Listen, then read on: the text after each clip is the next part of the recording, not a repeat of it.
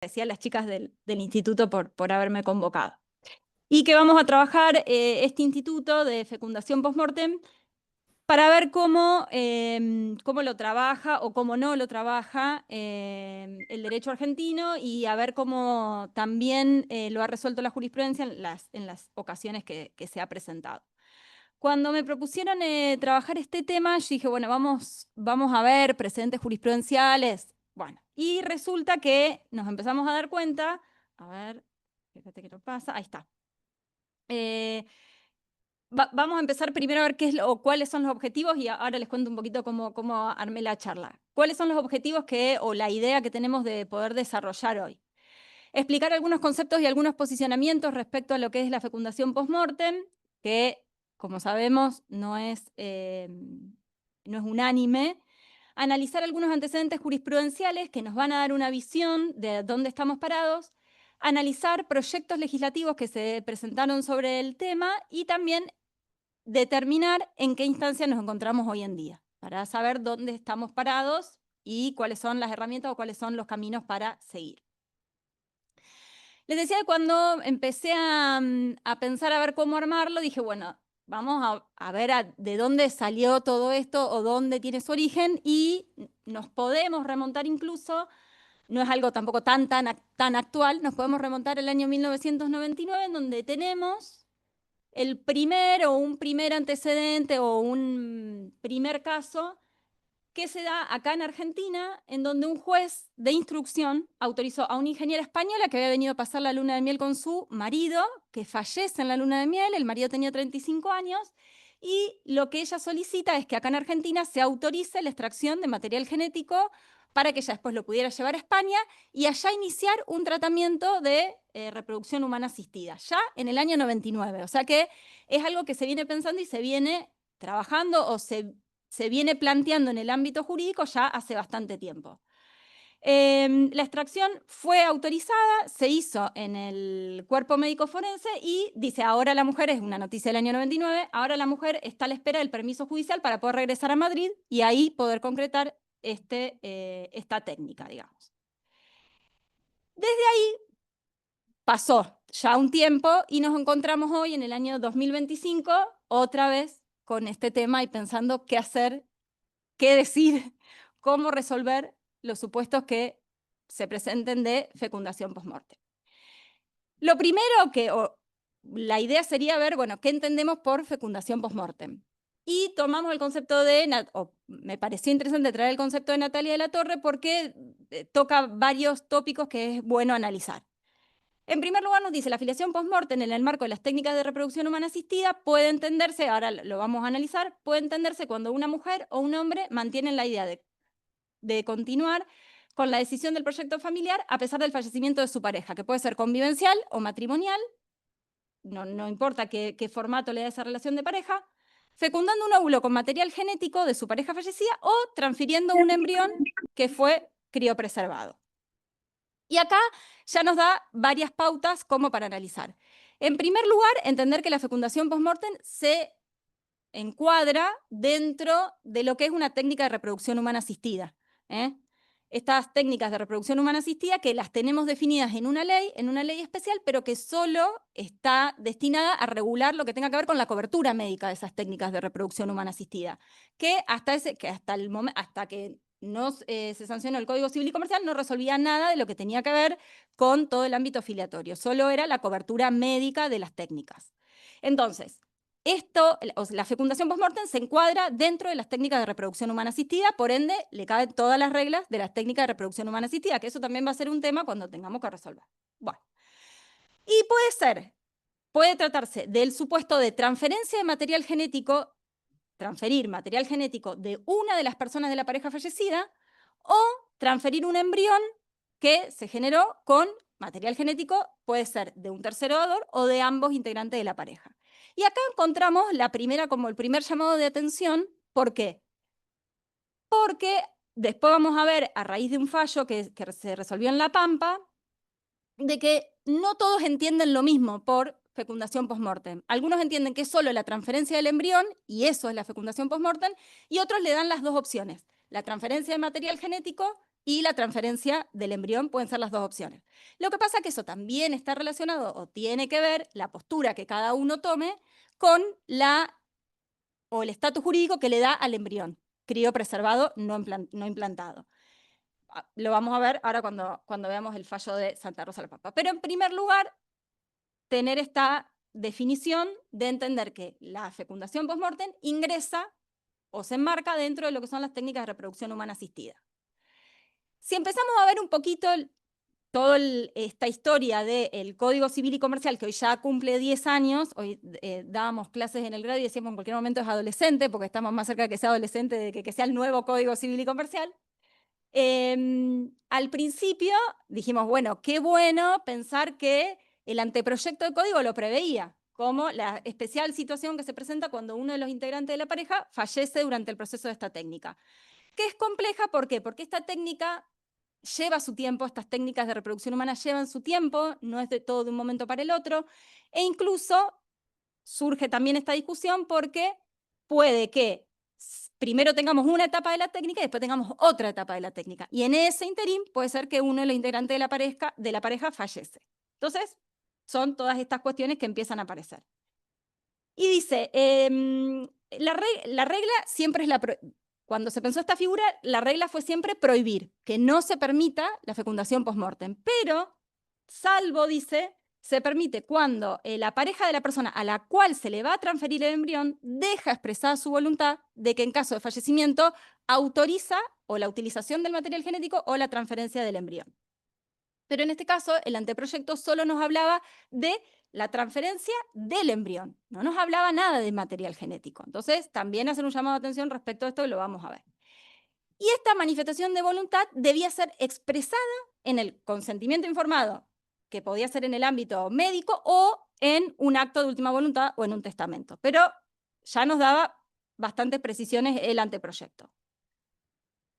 Cuando se presenta el proyecto de Código Civil y Comercial, nos trae un artículo que regula la fecundación post-mortem en la misma línea, diciendo, bueno, en el caso de la muerte del cónyuge o la conviviente del cónyuge, del o la cónyuge, o la conviviente de la mujer que da luz, no hay vínculo filial entre la persona nacida del uso de las técnicas de reproducción humana asistida y la persona fallecida si la concepción en la mujer o la implantación del embrión no se produjo antes del fallecimiento. Ahora nos dice, no rige lo dispuesto en dos supuestos. Si la persona consiente específicamente en el documento previsto en el 560, que era el consentimiento informado, o en un testamento que los embriones, nuevamente nos referimos a esto, producidos con sus gametos sean transferidos a la mujer después del fallecimiento, y la concepción en la mujer o la implantación se produce en el plazo de un año siguiente al deceso. Dijimos, bueno, genial, vamos con el anteproyecto, vamos a tener una solución. Nos guste o no, estemos de acuerdo o la podamos criticar, teníamos una solución prevista. Y el 560 que nos hablaba del anteproyecto, que nos hablaba del proyecto, perdón, que nos hablaba del consentimiento informado. Con una visión o con una indicación muy clara. Cuando hablamos de técnicas de reproducción humana asistida, el consentimiento tiene que ser actual y se tiene que renovar cada vez que la técnica se lleva adelante, ya sea para la utilización de gametos o la transferencia de los embriones. Y además nos dice, es libremente revocable. Yo ese consentimiento que di lo puedo ir a revocar cuando yo quiera, en cualquier momento y en cualquier lugar. Voy y lo revoco. Sí, veníamos bien. Y entonces dijimos, bueno, la norma proyectada nos resuelve todas estas preguntas que nos veníamos haciendo. El consentimiento que se prestó en vida, ¿tiene vigencia para realizar una práctica médica? ¿Y es necesario que yo vaya y manifieste mi consentimiento informado concretamente para autorizar a que mi material genético sea utilizado después del fallecimiento? Bueno, parecía que estas preguntas algo se habían resuelto con la norma proyectada. Esta idea pasó por tres posiciones distintas, digamos. No es que todos estaban de acuerdo en tener esta norma o que el texto de la norma sea este, sino que, bueno, había distintas posiciones. Alguna que resaltaba la importancia del consentimiento informado en vida expresado por el causante. Entonces, si no se podía contar con esa conformidad para la realización de la técnica, decía, la filiación del hijo podía ser acreditar la pareja de la mujer fallecida y se iba a acreditar con el documento del consentimiento informado que autorizaba la criopreservación y después le íbamos a sumar la prueba del ADN para corroborar el nexo biológico. Ahora, ¿qué pasaba si habíamos generado un embrión con un material genético de un tercero dador. Bueno, ahí también se generaba, si seguíamos esta posición, todo un tema.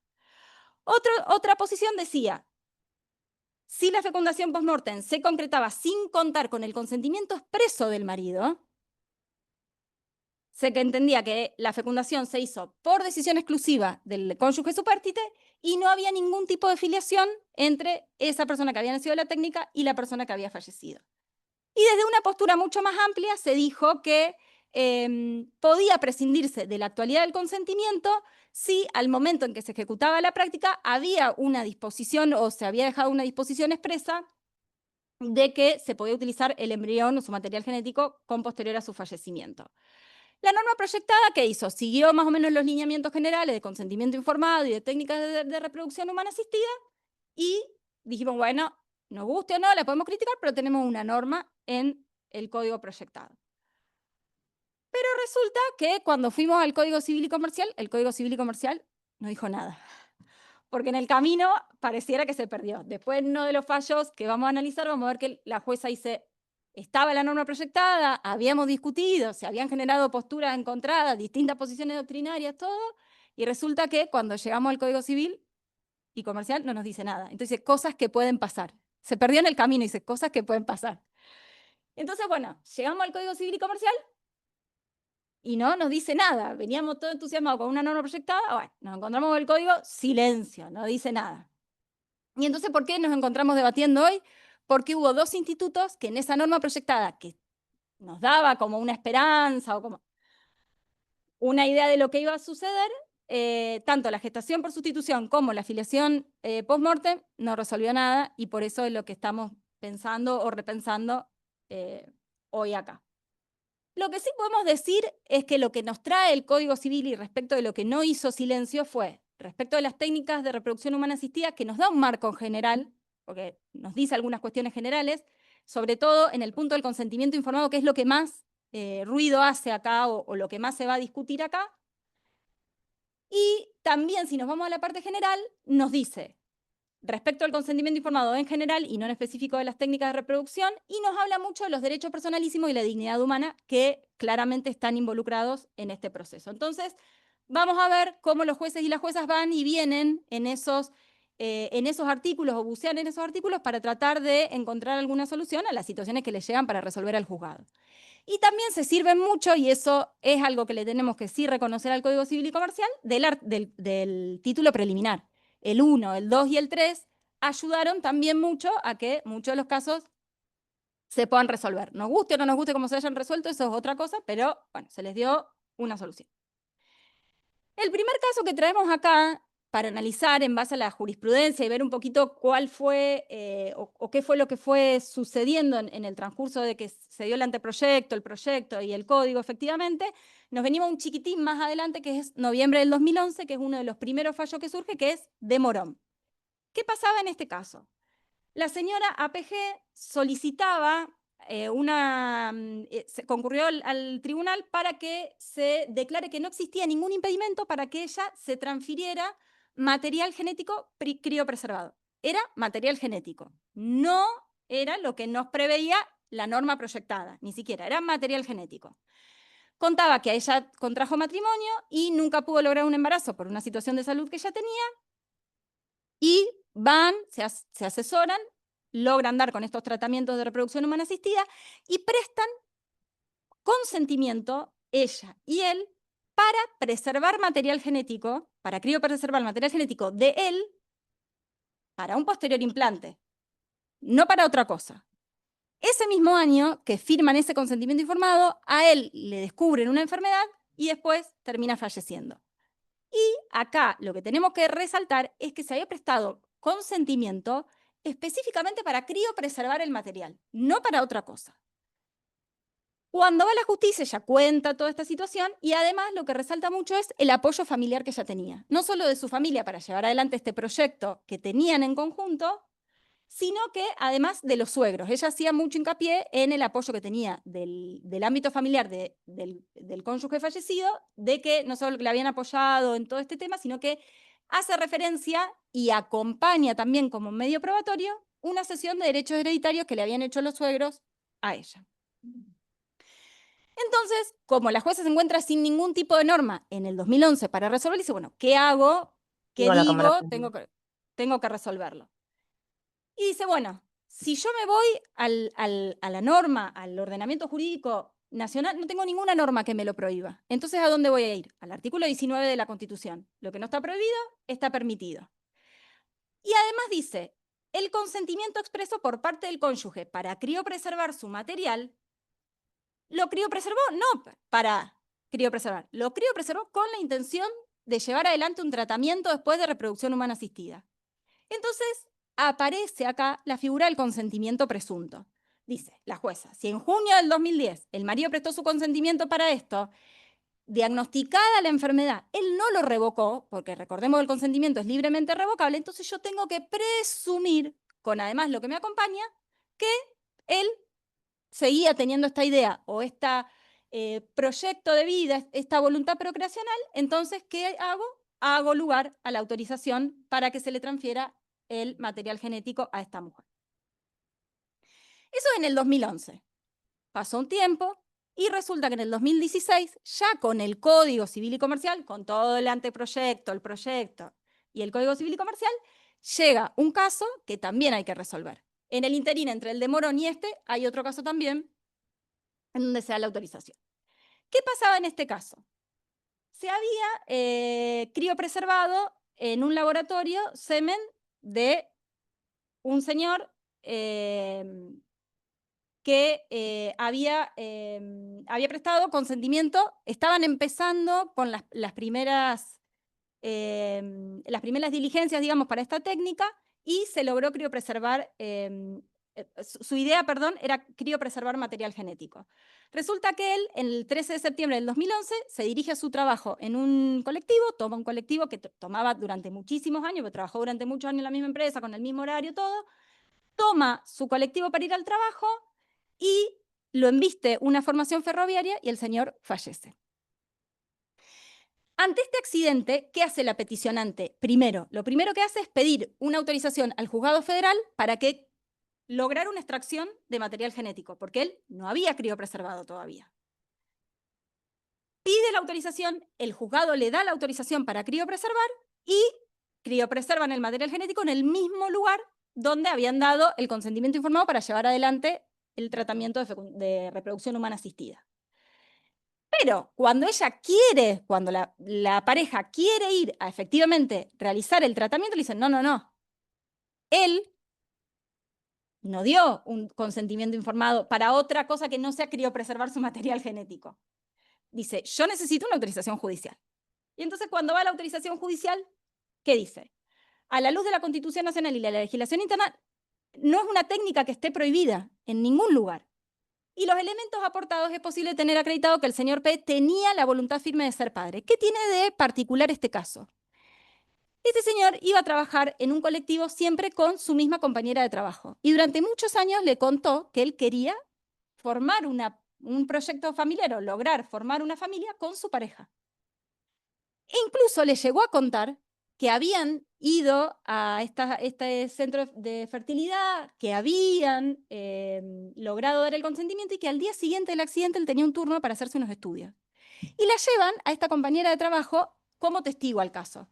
Y ella cuenta todo esto. Entonces dice, la jueza, a mí la verdad que no me queda ninguna duda de que esta persona sostenía su voluntad procreacional y que también es distinto del caso de Morón, porque ¿qué pasa en el caso de Morón? En el caso de Morón, que vimos al principio, el señor sabía que estaba atravesando una enfermedad.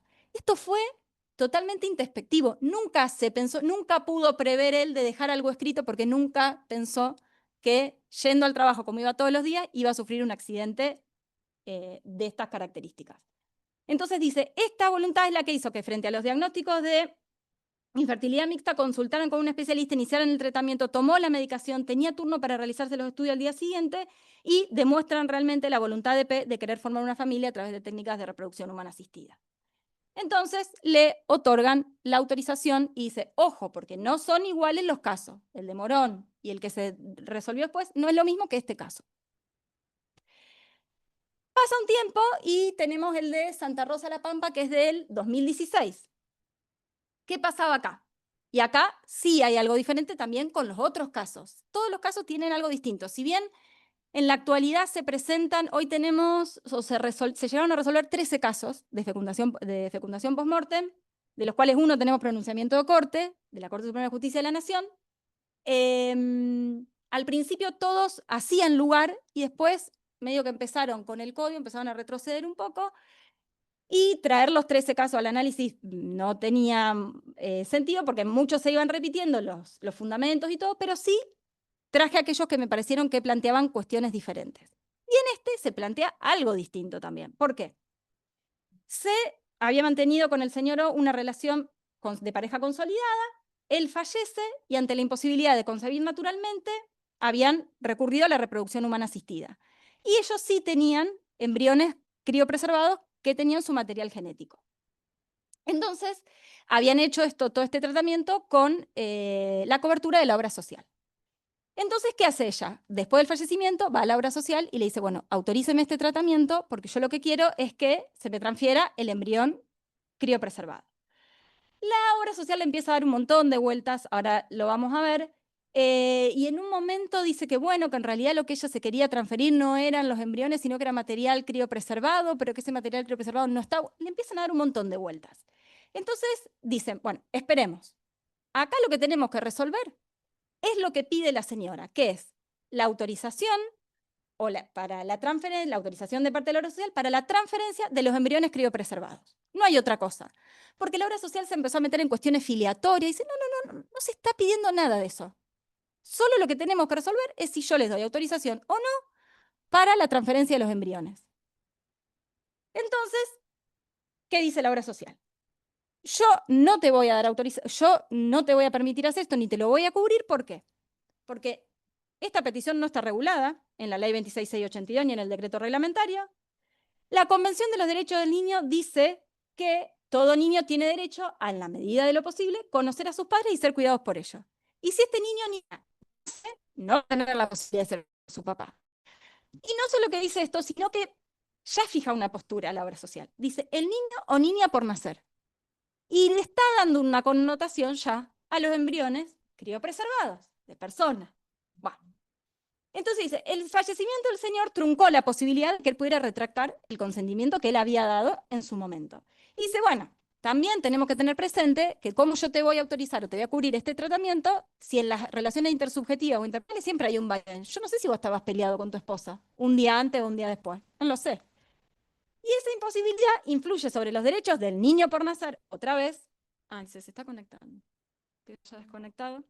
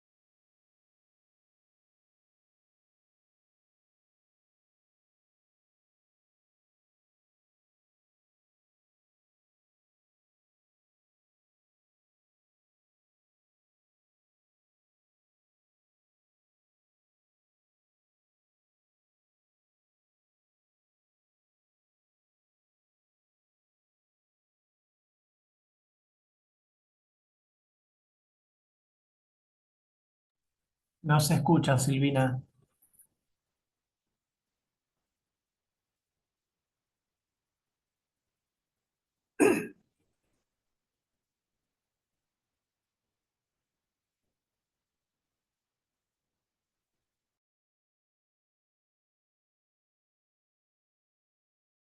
Ah, ¿hola? ¿Se escucha ahí? Sí, ahora sí. Ahora sí, ahí estamos. Bueno, no sabemos hasta dónde llegamos que nos escucharon. No se escuchó nada. Molinaro, doctor, ¿escucha bien? Sí, sí, se escucha Pero ¿hasta perfecto. dónde llegamos? ¿Hasta ¿Y dónde hasta dónde llegamos? llegamos? Estaba ¿Recuerda? en los argumentos de la obra social. Ah, bien, está Bien, bien bien, entonces. bien, Bien. bien. Ahí se escucha. Ahí está, ahí compartí pantalla. O sea que Bien. Bien, Bien. ahí va. Bien. Entonces, decía, contábamos los argumentos de la obra social, que no quería dar la cobertura, y dice, esa imposibilidad influye sobre los derechos del niño por nacer, ya que de autorizarse la práctica, desconociendo cuál sería el estado actual de la voluntad procreacional que el progenitor en vida manifestó, se estaría privando al niño de uno de los pilares esenciales para su desarrollo, que es tener un padre que ejerza sus derechos y deberes provenientes de la responsabilidad parental. Bueno, pues sí, o su progenitora, pueden ser las familias monomarentales, monoparentales, bah, que de hecho las reconocemos la multiplicidad de formas familiares. Pero bueno, es lo que decía la obra social. Entonces, en este fallo, dice, se plantean, o lo traemos acá, ¿por qué? Porque hace referencia a estas posiciones doctrinarias que se plantean. Hay dos grandes grupos, si quieren, los podríamos llamar. Cuando nosotros vimos la definición de que nos traía Natalia de la Torre de fecundación post-mortem, ella habilita a que la fecundación sea o que haya transferencia de material genético o que se pueda hacer con material genético o que haya transferencia del embrión. Para ella las dos cuestiones ingresan dentro de la fecundación post-mortem. Hay una variable que entiende que que solo se entiende por fecundación post-mortem cuando hay transferencia de embriones. ¿Por qué? Porque el embrión criopreservado tiene el estatus jurídico de persona, según esta posición. Entonces, no hay prácticamente una discusión. Como es persona, se transfiere y punto, digamos. No hay muchas objeciones. Pero esta postura considera la fecundación post-mortem solo en este supuesto y no en los otros dos. No cuando se practica con material criopreservado y menos pensar que haya una extracción post-mortem. Bueno, entonces, pero bueno, son distintas posiciones que se van expresando y va la doctrina trabajando con esto. ¿Qué resuelve el tribunal? Dice, no obstante ello y atento a los reparos que se pudieran hacer a la práctica, creo necesario puntualizar que más allá de que en este proceso no se está discutiendo la filiación, porque no se discutía, que era lo que sí quería introducir la obra social. La obra social quería introducir que había un planteo de filiación que nada tenía que ver porque no lo estaba pidiendo la actora, no existen razones para dudar de que la voluntad procreacional expresada por el varón solo 49 días antes de fallecer imprevistamente se hubiera mantenido. Tampoco las hay para presumir que quien atravesó junto a su pareja el complejo proceso de una reproducción asistida con las implicancias físicas y emocionales en pos de concretar un proyecto familiar lo hubiera revocado en tan breve tiempo. Volvemos a esto de presumir el consentimiento porque nada se había dejado escrito. Y el Tribunal Superior de La Pampa confirma esta sentencia. La traje porque me parecía interesante esto de marcar las distintas posiciones que tiene la doctrina. Ya más cerquita en el tiempo, más para este lado, digamos, más para acá que para el 2011 de Morón, tenemos este fallo de la Cámara Nacional de la Sala, creo que era Sala A, no, Sala B, Sala B. ¿Qué pasa? Se deniega la autorización en donde se había solicitado utilizar en un tratamiento de fertilización asistida los gametos criopreservados, hoy estoy con las palabras, de SD. En la clase de grado y a la mañana me pasó lo mismo. Hice una mezcla de palabras. Bueno, a causa de que existía voluntad de procreación, ¿qué pasaba con el señor S? El señor S le detectan una enfermedad, él tiene que empezar un tratamiento de quimioterapia y lo primero que pregunta es si después de este tratamiento él va a poder ser progenitor porque era el proyecto de vida que tenía con su pareja. Entonces lo que el médico le dice, bueno, yo te recomiendo que criopreserves tu material genético. Él lo que hace es retrasa el tratamiento, su tratamiento para poder criopreservar su material genético y después lo inicia. Finalmente, él fallece y en este caso se da una particularidad porque quien va a depositar el material genético es el padre de esta persona en carácter de tutor de él. Entonces ahí también, se genera toda una situación. ¿Qué dice? Por su parte, procedió a la criopreservación de ovocitos con posterioridad al fallecimiento de ese por dos motivos. Primero, porque tenía la finalidad de hacer este tratamiento y segundo, porque la señora tiene 40 años y la dilación innecesaria que ha tomado este asunto disminuye aún más la chance de ser madre. ¿Qué pasaba acá? Dice, bueno, nosotros acá lo que tenemos que decidir o determinar es si estando en vida el señor S prestó su consentimiento informado, ¿para qué? ¿Para qué lo prestó? Para que luego de su fallecimiento se iniciara un tratamiento de fertilización asistida con los gametos que el padre de él depositó. ¿Para eso prestó su consentimiento o para qué lo prestó? El presente caso, dice, debe ser resuelto mediante una decisión razonablemente fundada. Y en esto nos remite al título preliminar, una decisión razonablemente fundada, que conjugue adecuadamente las disposiciones del Código Civil y Comercial con los principios axiológicos que se desprenden de las normas superiores, la Constitución, los tratados internacionales de derechos humanos. Si buscamos una respuesta en punto hacia el consentimiento informado, ¿puede presumirse? Tenemos que ir a la Constitución Nacional.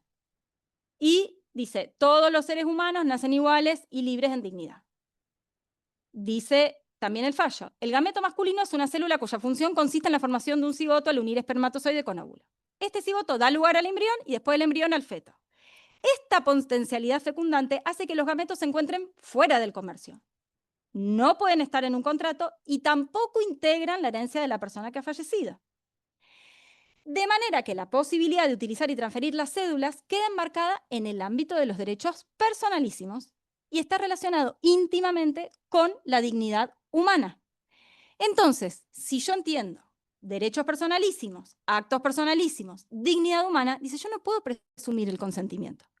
Porque él puede haber prestado el consentimiento para criopreservar o para que le extrajeran su material genético, pero no para que lo utilizaran después de su fallecimiento.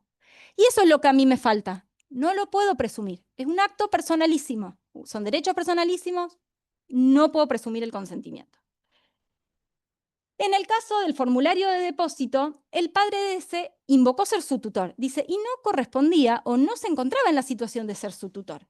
Entonces, tampoco puedo hacer valer el consentimiento que haya prestado una persona que tampoco era tutora. Además, el artículo 7 del decreto reglamentario claramente expresa, el consentimiento informado y su revocación deben documentarse en la historia clínica con la firma del titular de derecho expresando su manifestación de voluntad, lo cual viene a excluir cualquier posibilidad de voluntad presunta o de representación. Yo no puedo, en estos casos, dar el consentimiento por representación, ni puedo pensar en un consentimiento presunto. Porque hablamos de derechos personalísimos. Porque decía, como él estaba internado, no puede ir, él estaba internado por su tratamiento de salud, perdón, él estaba internado por su tratamiento de salud, entonces voy yo como tutor. Dice, y el código no regula esta figura. O sea, no la regula para este caso, la figura del tutor. Entonces dice, espera, vamos a sacar, perdón, acá, ahí está. No encuentro razonable y acorde a un imprescindible respeto a la autodeterminación de la persona. Nosotros sabemos que el consentimiento informado es una expresión de la autodeterminación, del concepto de uno de los principios de la bioética de la autodeterminación, de que cada uno sea libre, digno y exprese su proyecto de vida. En el caso como el presente, donde ha dicho el legislador, se puede presumir un consentimiento tácito para inseminar a la conviviente más allá de la muerte sin que exista un instrumento que deje de manifiesto la voluntad libremente expresada. Si él hubiera dejado un documento o en el mismo consentimiento se hubiera previsto qué pasaba si esta persona fallecía, bueno, eso es una cosa. Acá yo no voy a aplicar la figura del consentimiento presunto, tampoco voy a aplicar la figura del consentimiento por representación, entonces la Cámara no hace lugar a la autorización. Y en este caso, ¿qué pasa con el juzgado civil que se presenta el caso en el 2020?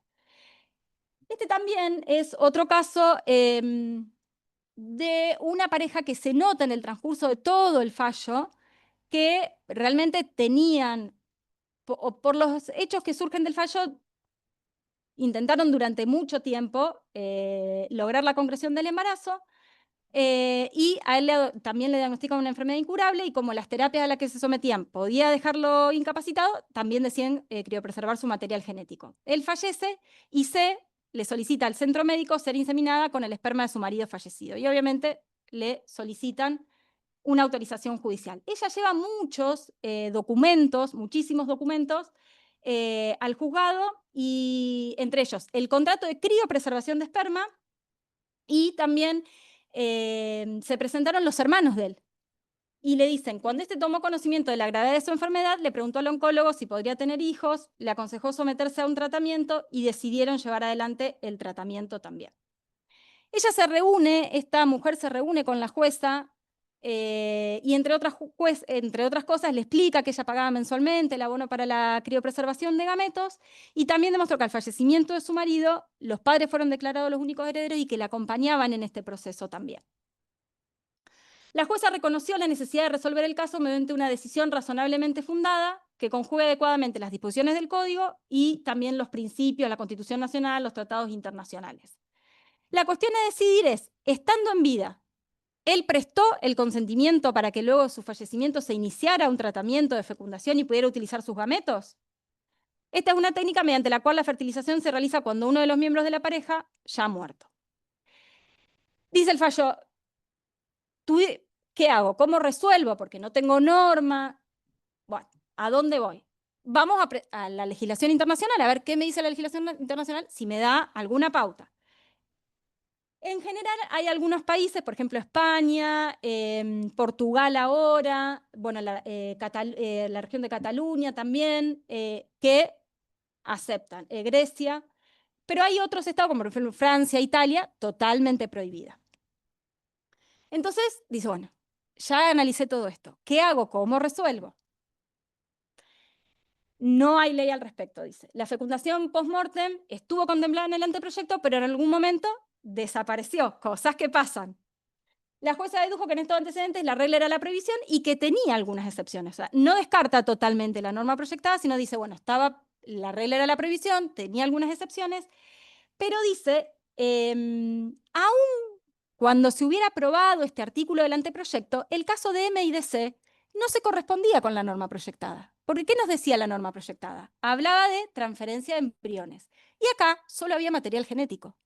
Entonces dice, incluso si se hubiera aprobado esa norma proyectada, tampoco se podría haber aplicado al caso de M y C. Sí dice, lo que tengo que hacer en este caso es rechazar los argumentos en contra de la fecundación post-mortem. Cuando dice, no se trata de traer niños al mundo huérfanos, sino de niños que nacerán sin un doble vínculo filial, porque en este caso van a tener una madre. Entonces dice, yo sé que existen estas inclinaciones o estos pensamientos, esta doctrina, y la verdad es que no está correcto, o desde la postura de la jueza no está correcto. Habla también un poco de los precedentes de la Corte Interamericana y dice, todas las decisiones judiciales tienen puntos en común, todas las que se fueron dictando anteriormente, como la autorización para la utilización de gametos, embriones, aunque se carezca de la voluntad procreacional. Pero ¿qué hace? Dice, yo me tengo que detener en los requisitos que la ley considera esenciales para el tratamiento de fertilidad asistida. Y en este caso es el consentimiento informado. El consentimiento informado tiene que ser actual, es revocable, o sea que se podría haber revocado, y entonces finalmente no termina haciendo lugar porque dice, yo no puedo aplicar la figura del consentimiento presunto, tengo que ceñirme a las características que tiene el consentimiento informado y la exteriorización de la columna vertebral del régimen filial es la voluntad procreacional, que como se expresa a través del consentimiento informado. En este caso no lo tengo, no puedo hacer lugar a la autorización que ustedes me piden. Hay varios proyectos de reforma que se fueron presentando, vienen desde mucho tiempo atrás, plantean en su mayoría lo mismo o tienen más o menos la misma idea. Este es del 2006, en donde también un poco tiene que ver el lenguaje que se utilizaba con el marco jurídico que teníamos. Dice, los únicos propietarios de estas gametas son aquellas personas de quienes han sido obtenidas. Dice, y en el caso del fallecimiento del titular, las mismas deben ser descartadas, pero ya iba incorporando algo, a menos que exista una disposición acerca del destino previo al fallecimiento por parte de su titular. Y en este caso había una condena de reclusión o prisión para quien utilizara en las técnicas de reproducción humana asistida gametos de un tercero sin su consentimiento. O sea, esto lo preveía el proyecto del 2006. Después tenemos uno del 2017, que en realidad este proyecto de ley es mucho más integral, no solo de fecundación post-mortem, sino de regulación de todas las técnicas de reproducción humana asistida. Si bien teníamos la ley especial del 2013, dice, hay muchas cosas que como habla solo de la cobertura a nivel de las obras sociales de las técnicas de reproducción humana asistida, hay muchas cosas que le faltan a esta ley especial. Y las viene a incorporar. Entre las cosas que incorpora este proyecto, o entre los institutos que incorpora este proyecto, encontramos la revocación del consentimiento informado o la revocación del consentimiento por causa de muerte. Y más o menos dice, el fallecimiento de una persona equivale a la revocación del consentimiento, pero no rige en qué supuestos. Si lo hace en el correspondiente consentimiento informado y la inseminación o la transferencia se produce dentro del año. Los titulares deben estar de acuerdo sobre el destino de los embriones y en caso de desacuerdo no es posible que se lleve adelante la técnica. Y ya plantea el proyecto del 2017 que está prohibida la extracción de material genético post-mortem. Ya lo plantea y es lo mismo que va a ir planteando el resto de los proyectos. En el proyecto del 2020 es interesante, yo después les voy a pasar material, porque el mismo proyecto de ley del 2020 surge como consecuencia de que en los fallos judiciales ya se venía diciendo, bueno, instemos al Poder Legislativo a que regule esta figura, porque si bien no es que tenemos todos los días un caso para resolver, es una situación que en la realidad se empieza a presentar y que lo vamos a tener que resolver en algún momento y nos gustaría poder contar con una normativa que nos ampare. Y el mismo proyecto trae un cuadrito muy bien detallado de cuáles son los casos que hasta el momento había de fecundación post-mortem y cómo se fueron resolviendo, y si tenían o no tenían consentimiento expreso. Entonces está bueno. Así que después se los voy a pasar porque aparte indica todos los datos de los juzgados y todo. Y hablaba muy similar. El fallecimiento de una persona, mientras no se haya producido la concepción en la persona, la implantación equivale a la revocación. ¿En qué supuesto no se aplica? Si si lo establece expresamente en el consentimiento informado y la transferencia del embrión se produce dentro del año siguiente al deceso. Y queda prohibida la extracción de material genético. Y después los artículos que refieren a la voluntad procreacional y en este caso, incorpora todo lo que tenga que ver con derechos sucesorios, las incorpora y dice las personas nacidas después de su muerte mediante técnicas de reproducción humana asistida, de conformidad con lo previsto en el 561 bis, en el que quiere reformar, en el que se quiere incorporar con la fecundación post-mortem, están llamadas a suceder. Entonces, lo incorpora el proyecto del 2020. El proyecto del 2020, que es proyecto. ¿Qué pasa con el 2020? El proyecto del 2020 claramente no sale. Y entonces, Eso te quería preguntar, porque en realidad se pueden oponer los herederos, porque si se acepta la la fecundación. fecundación post-mortem, va a ser un heredero. Claro. Entonces, esos herederos en realidad Sí. se pueden oponer a que se haga. Claro. Porque ahora actualmente en estas medidas no tienen participación. Por eso yo creo que no se los... Por eso yo creo que no se la juegan por el consentimiento presunto. Y si vos lo dejaste expresamente, por eso piden el consentimiento Porque en expreso realidad por ahí se podría solucionar yendo por el lado de del causante. regular de mejor manera el consentimiento, Claro. que sea más amplio y que se prevean estas situaciones en el consentimiento. Exacto. Entonces, si vos ya lo tenés en el consentimiento, ya está. Es la voluntad del causante. Exactamente. Lo dejó Es decir, expresamente exactamente. previsto, sí. Pero si no, esta gente debería, si se opone, o sea, Ese va a estarían generar un legitimados como para oponerse. Ahora, si vos ves las posiciones que hablan de regular en el formulario, de incorporar en el formulario el consentimiento informado, esta posibilidad, es decir, ¿qué va a pasar con su material genético o con los embriones después de su muerte? Dice, no, ¿cómo lo vamos a incorporar? Dice, y comentarle a una persona que puede en el transcurso de la técnica fallecer. Y viste cuando decís, y bueno, son las cosas que, el devenir de la vida, digamos, son cosas que pueden pasar. Y qué mejor, si vos estás hablando de un derecho a la información y de un consentimiento informado, contarle que esto también puede pasar. Yo te puedo asegurar que el señor este que llevó el tutor, el frasquito, si a lo mejor sabía, lo tiraba por el camino. O sea, Si no lo sabés que sabés. derecho a O sucesión, no. O a lo mejor iba a ser lo único que le quedaba de su hijo que falleció y quería efectivamente. El caso, Pero ese bueno. caso de MIC, recomiendo la lectura porque realmente surge una historia de vida que en los hechos como que te moviliza, te conmueve. La persona en un estado de agonía brinde su material genético para criopreservar, eso más que un consentimiento presunto, un consentimiento casi expreso. Claro, pero si vos vas a la regla del consentimiento, después te Sí. dicen, no, lo tenés que renovar, tiene que ser actual, y bueno. De todas formas, sobre la calidad de herederos, yo creo que eso modifica también toda la concepción que tenemos de la gráfica, de pensar quiénes son herederos al momento del fallecimiento del causante, pues si vos lo pensás como que los herederos son la foto del Claro. momento del fallecimiento del causante, ese niño que nace no existía en ese momento. Y Sí, lo que pasa es que también hay que verlo porque de utilizarse este consentimiento informado en la extracción y no después para una transferencia, por ejemplo, se puede después prestar a confusión que por analogía se utilice en un divorcio, que como ha ocurrido que al haber embriones Claro. congregados se han querido se ha transferir, querido transferir, liberando no, de responsabilidad parental y todas estas Por eso. cuestiones. Entonces empiezan a surgir Hay que otros problemas. Si uno empieza a interpretar o a darle una amplitud al consentimiento informado que no ¿dónde llega tiene. esa interpretación? Exactamente. Es, exacto. ¿Hasta dónde llega después todas esas interpretaciones que vamos dando? Por eso, Claro, pues si empezamos a darle interpretaciones que no tienen, es exactamente, peligroso. después ocurre esto. Seguro. Y por eso también está bueno cuando se presentan proyectos de ley, esto de, bueno, tiene este tiempo para hacerlo. Como también este plazo que te da te genera una seguridad jurídica o trata de generarte una seguridad jurídica. No de que vos tenés criopreservado material genético, venís después de 5 años y después, bueno, 5 años después bueno, démosle un límite o demos un tiempo también.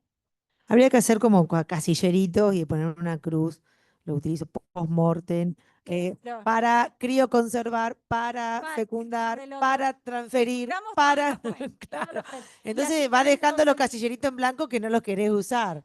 Básicamente, o sea, pero en realidad se tendrían que poner todas las opciones, Sí. porque también uno más o menos conoce, pero la gente que le vas a realizarse estos tratamientos no tiene idea de lo que le están Y con hablando. la carga subjetiva que uno también llega, digamos, a hacer este tratamiento.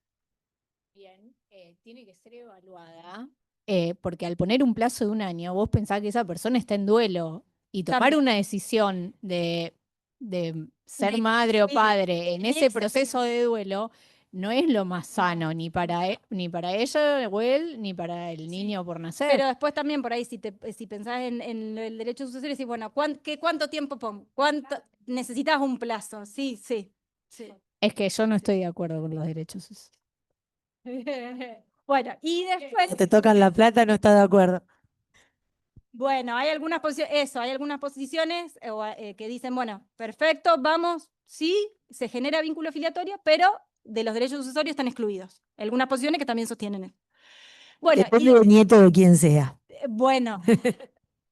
Y después el proyecto del 2023 retoma, es similar al del 2020, pero lo que tiene el del 2023 es que ya este cuadrito también lo trae el proyecto y está muchísimo más actualizado, con todos los precedentes que hay, con todos los precedentes que se dictaron en relación a la fecundación post-mortem, cómo se decidió cada uno. Y en el interín hubo un caso que se decidió a favor de la fecundación post-mortem. ¿Por qué? Porque había dejado expresamente su consentimiento informado en un testamento. Entonces ahí dijeron, acá sí, estuvo bien. Bueno, y el fallo que acá nos ha traído, que nos ha convocado, cuando charlamos sobre este encuentro, es un fallo que en primera instancia, vamos con los hechos. La actora relata de contrajo el matrimonio el 5 de noviembre del 2003 y siempre fue la idea conformar una familia. Suscriben un consentimiento informado sobre fecundación asistida para iniciar el tratamiento en el 2016. Y acá, bueno, traigo una cuestión que no tiene que ver con el tema de la charla, pero digo, los profesionales a veces cómo hacemos también nuestro trabajo. En el 2013, el causante otorgó una escritura pública en donde deja un poder amplio de administración y disposición y una cláusula dice, así también, esta es textual la cláusula, no la transcribí, la copié y la pegué para que quede igual. Así también queda autorizada para la cantidad de veces que se considere necesario de las muestras de semen del compareciente las cuales se hallan en el laboratorio de Ceremas. ¿Qué me dice la cláusula? Queda autorizada para la cantidad de veces. ¿Para la cantidad de veces de qué? Bueno. Entonces, no sabíamos bien, claro, qué pasaba con esa cláusula. Y la cónyuge, después del fallecimiento de su esposo, dice, yo creo que este poder me autoriza para intervenir e interiorizarme en todo lo que tenga que ver con las muestras de semen que se suministraron para este tratamiento, sin que su fallecimiento del otorgante opte su validez. Máxime cuando en vida no ha efectuado ningún acto que pueda presumir la disconformidad con que el tratamiento se continúe. En su calidad de heredera del difunto puede ejercer todas las acciones transmisibles que le corresponden y su intención es continuar con el procedimiento. Va a la justicia, en primera instancia le rechazan la autorización y se va a la Cámara. ¿Qué dice la Cámara? En nuestra legislación no está regulada la fecundación. Y hay que ver las normas que regulan el consentimiento informado, el 59 en general y después 560 y 561 en el ámbito de las técnicas de reproducción humana asistida. El consentimiento en relación a las TRA no puede presumirse, es de interpretación restrictiva y no puede ejercerse por representación. Debe ser actual y en el caso de que una persona fallezca, esto es materialmente imposible, razón por la cual debe constar su voluntad en un documento. Si usted le deja en un documento, todo bien. Si no dijo nada, tenemos un problema ahí. ¿Por qué? Porque estamos en el ámbito del ejercicio de los derechos personalísimos. Resulta menester determinar si existió por parte del señor voluntad procreacional para después de su muerte. El consentimiento se suscribió en el año 2016 y no surge que el cónyuge haya formulado precisión alguna para disponer del material genético después de la muerte. Y dice, más allá de la deficiente redacción que le da la cláusula, señor profesional, tenga cuidado, no surge que el señor haya autorizado a la peticionaria a disponer de las mencionadas muestras para después de su muerte. Pensamiento personal particular. Si dice esto yo lo interpreto así. Si usted hubiera hecho una cláusula, hubiera tenido un poder con una cláusula a lo mejor un poquito más clara, yo le daba la autorización. Pero con esta cláusula la verdad es que no puedo hacer mucho. Pero es una apreciación totalmente personal. No hay constancia que den cuenta de un consentimiento informado expreso a través del cual el señor haya prestado autorización para una fertilización post-mortem. Se va a la corte, porque dijo, yo voy a la corte. Y una corte, es del 2024, una corte que tenemos esta composición de 3 hombres. No, me parece está bien, son juristas destacados y prestigiosos, pero son 3 hombres que van a resolver respecto de una cuestión familiar que a lo mejor necesita de otras miradas también. Está bien en la integración actual y es la que hay. El tema que está mal formulado el recurso de apelación, el recurso extraordinario. Entonces, si nosotros tomamos el recurso como está, lo tendríamos que declarar mal concedido, que de hecho lo vamos a declarar que está mal concedido. Pero, pobre, todo. Pero dice, vamos a entrar a resolver algunas cuestiones. Y vamos a analizar el voto de Rosati, que pobre, no le puse una foto porque ya los había puesto al principio y dije, no, le vamos a poner también una foto y vamos a seguir con la foto de los jueces de la Corte. Dice, al fin de esclarecer la materia bajo examen, vamos a responder 2 preguntas. Dice, el recurso está mal concedido, pero vamos a responder algunas preguntas. Si la utilización del material genético en la utilización está en juego la vida de una persona o de terceros, y si existe una norma que regule el consentimiento informado, el consentimiento de una persona fallecida para la utilización de su material genético con fines reproductivos después de su muerte. Dice el doctor Rosati, yo voy a analizar esto. Con relación al primer interrogante, la respuesta debe ser negativa, claramente. Y con relación al segundo, dice, hay 2 posturas. La tesis de ausencia normativa, y ello nos derivaría en el artículo 19, todo lo que no está prohibido está permitido, o la de la existencia normativa, y me tengo que atener a la literalidad del 560. Gana la literalidad normativa. Y ahí tenemos el premio. Gana y dice, acá existe una norma específica que regula el consentimiento, no hay un vacío que habilite ir al 19 de la Constitución, la norma en cuestión prohíbe el consentimiento presunto y se prohíbe también el consentimiento anticipado, tal como se pretende incorporar en el poder. Entonces, abona este criterio la posibilidad de revocar libremente el consentimiento mientras no se haya producido la concepción en la persona o la implantación. Opción que nunca va a poder ejecutar una persona que está fallecida. ¿Qué nos dice el doctor Lorenzetti? sin perjuicio de lo que acá se va a resolver, que es declarar mal concedido el recurso, no se puede soslayar la trascendencia de esta cuestión y la incertidumbre que generan los distintos sujetos que intervienen en las técnicas de reproducción humana asistida y en el acceso especial de la fertilización post-mortem. Entonces, voy a hacer algunas consideraciones respecto de esta cuestión. El Código Civil y Comercial, con claridad, establece que el consentimiento es previo, libre e informado y que debe renovarse cada vez que se procede a la utilización de gametos o embriones. Y que ello requiere el cumplimiento de requisitos de forma. Para eso están en la norma. Es libremente revocable mientras no se haya producido la concepción en la persona o la implantación del embrión. Los requisitos que establecen las normas requieren que el consentimiento se renueve cada vez que se procede a la utilización de gametos o los embriones. Y el consentimiento debe cumplir con las formas que la norma nos dice para su validez. El consentimiento es utilizado para disponer de un derecho personalísimo. Y según nuestro derecho positivo, no se presume, es de interpretación restrictiva y libremente revocable. Entonces, dice, la voluntad requiere constatar con claridad cuál es la voluntad actual de la persona. No hay un derecho del gameto o del embrión a que se lo implante.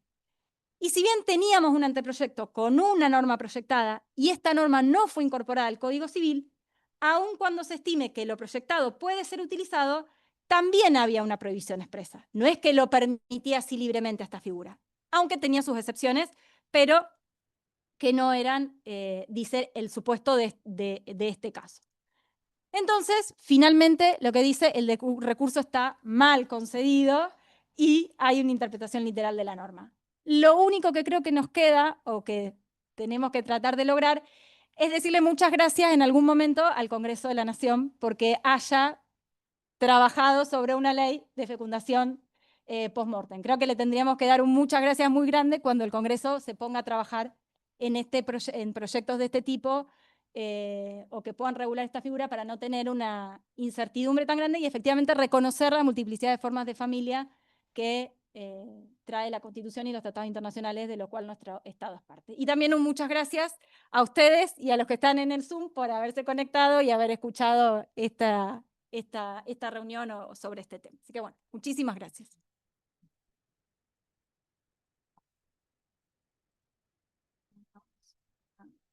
A ver si quieren hacer alguna De compartir. pregunta, alguno de los que están en el Zoom.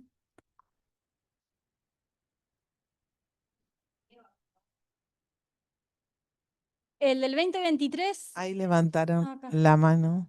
De aplausos. Ah, O que quieran bien. preguntar, no hay problema. El del 2023 ya no está en trámite. Así que no hay nada por el momento. Y el otro día estábamos haciendo una revisión de legislación y veíamos que en lo que va del año el Congreso sancionó solo 6 leyes, todas relacionadas a materia económica. Entonces la perspectiva está con la fecundación post-mortem, vamos para atrás. Sí, ahora, por ejemplo, hay un proyecto que se presentó hace poquito del diputado Paulón, pero que tiene que ver con gestación por sustitución. No, avanzamos, hay una presentación y por ahí, bueno, está Adriana, le mandamos un cariño a Adriana. Y le agradecemos a toda la gente que se conectó en el Zoom. O sea que se están tratando de mover un poquito la cuestión. Pero bueno, es un proyecto que recién está presentado y viene el diputado Paulón, pero nada. Bueno, no habiendo preguntas, no sé si...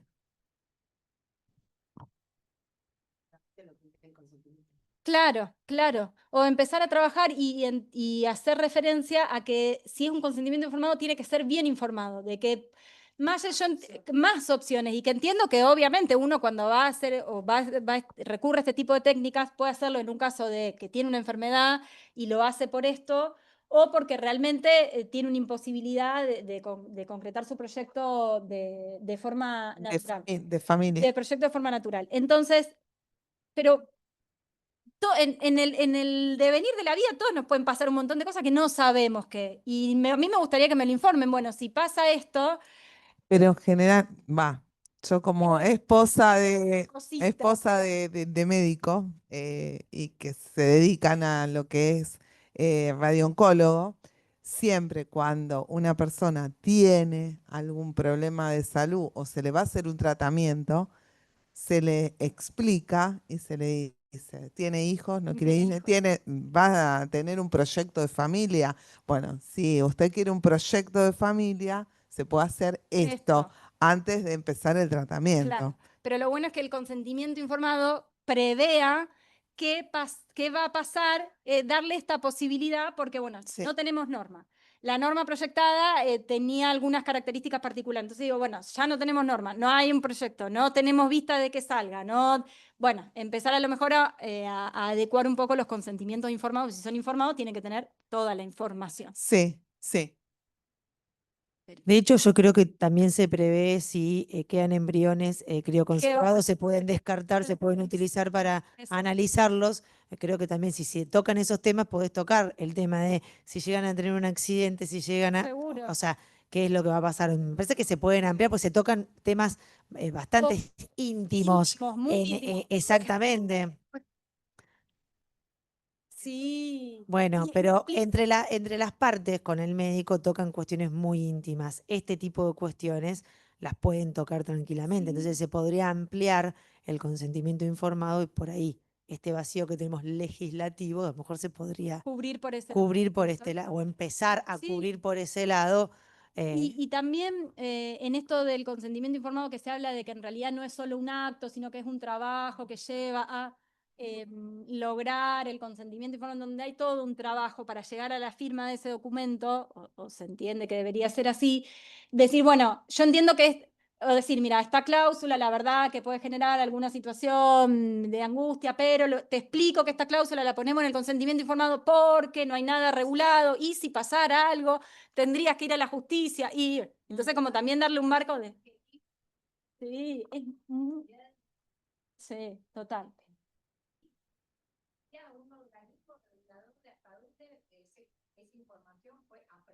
Exactamente. Seguro. Para... Muy difícil. Por ahí después empezás a debatir si entendió o no entendió. ¿Se entendió o no entendió si lo que firmó? ¿Qué competencia tenía al momento de la firma de ese consentimiento? Si lo que realmente la decisión que está tomando la hace con información que la hace, pero si esa información la pudo incorporar, por eso, si la entendió. A veces y... Un organismo controlador del nivel Sí, espera que finalizamos.